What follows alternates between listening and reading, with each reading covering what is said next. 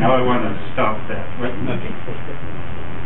What I thought I would do is tell you just a little bit, I hope, about my outlook on research. Basically, ideas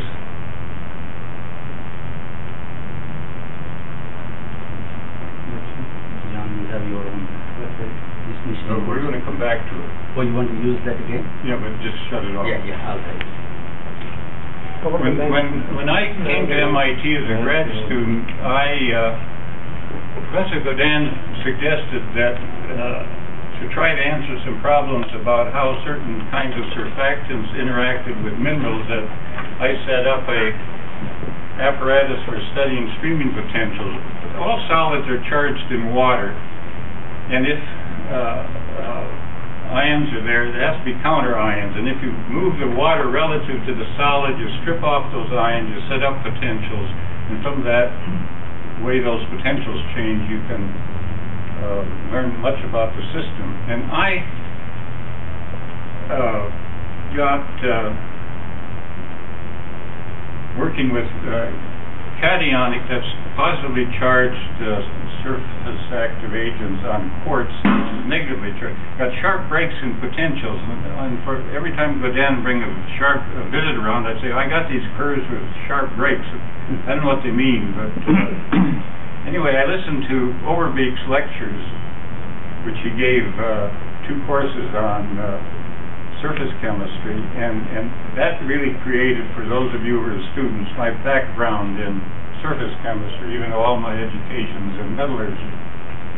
And 2 lectures were on micelles, and all of a sudden the light bulb came on that what must be happening at the surface is these surfactant ions must be aggregating at the surface like micelles are aggregates in bulk solution.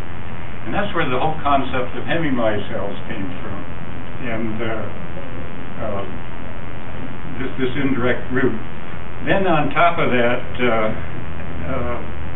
what I had Modi do was to continue working with the apparatus I had involved with, working with alumina. And the interesting thing about alumina is that about pH 9, above that you have a negative solid, below pH 9 you have a positive solid, so you can you now have a very versatile system.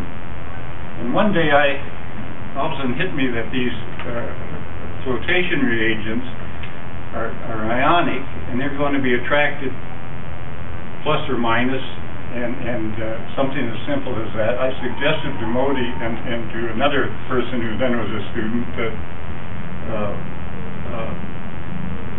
the plus would act as a flotation collector when the mineral is minus, and when the mineral is plus, the collector should be minus. I said, no, that won't work. They went in a lab, and I said, you take very pure system. Lo and behold, it did.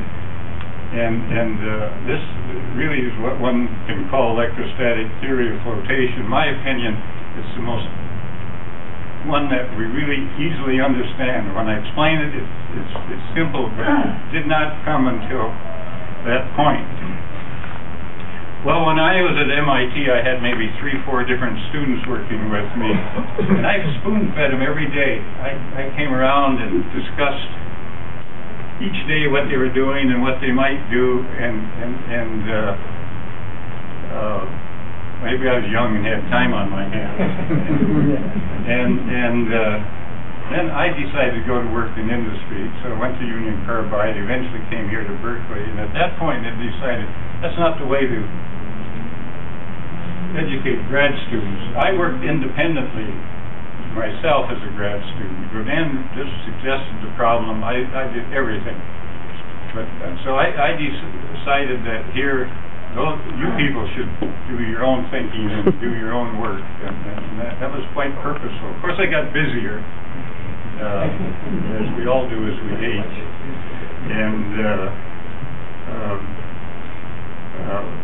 but I think that's needed in the development of people. Well, let me just sort of tell you how and why we got into various research areas. I decided that pick an area and work on it for for several years, maybe with several different consecutive graduate students. And two areas that went on during my entire career. One was applied surface chemistry, one was comminution. And of course, fine particles have high surface areas, so there is a little interconnection, one being science, one being more engineering. With my association with Dick Charles, I got interested in grinding, and that started our comminution work. And when I first came here, no equipment, no money, but with laboratory ball mill, you could grind out MS theses, and so 2-3 of the very first students did just that. Then I began to get funding, Engineering Foundation. I think Kennecott funded some, NSF, eventually later the Comminution Research Center. But we worked our way, Bureau of Mines, another one, we worked our way along, first doing just batch grinding with energy size kind of analyses. But then one of my grad students, who was a superb mathematician, Tom Micah, led us into population balance modeling, which John Herbst carried on further. I had decided to build a ball mill exactly like Dick Charles did, from dimensions, except that you could measure torque. So we then accurately determined energies for grinding, of which John beautifully used for scale up. We worked with surface chemistry in comminution, namely grinding aids. And today there's a lot of interest in grinding aids in improving efficiencies. And eventually into what the high-pressure grinding rolls after I spent a sabbatical with Klaus Schörner. Now, I'll show you just a little bit at the end. Surface chemistry we worked on steadily, because that was my interest. We worked with oxides. I remember going to a Gordon conference, and Ron Ottewell, who several of you may have met, and at least all of you should know who have surface interest, said in one of this Gordon, why are you working on oxides? Why aren't you working on silver iodide? Now today, in fact, everybody around the world doing surface work is working with oxides. And we continued that steadily. Many of you did theses on studying surface phenomena, details of this with oxides, sulfides, electrochemistry of sulfides,